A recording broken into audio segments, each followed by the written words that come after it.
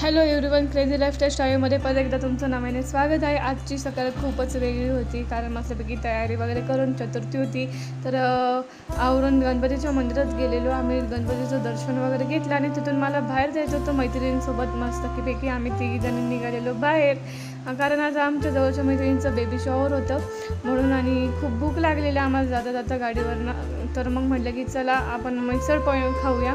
तर मग कॉलेज रोडच्या तुषार मिसळ पॉईंटला आम्ही आलेलो, विजिट केलं तिथं आणि मस्तपैकी तिथली मिसळ ट्राय केली आणि खूप छान होती मिसळ वगैरे. सगळ्यांनी खाल्ली आणि जिचं बेबी शॉवर आहे ती पण आम्हाला तिने जॉईन केलं. तिथून आम्ही मिसळ वगैरे खाऊन आम्ही देवीची ओटी भरायला आलेलो. देवी मंदिराचं देवीचं दर्शन घेतलं आणि खंडोबा महाराजांचं पण दर्शन घेतलं. तिथून घरी आलो आणि पावभाजीची तयारी केलेली, डेकोरेशनची पण तयारी चालू होती.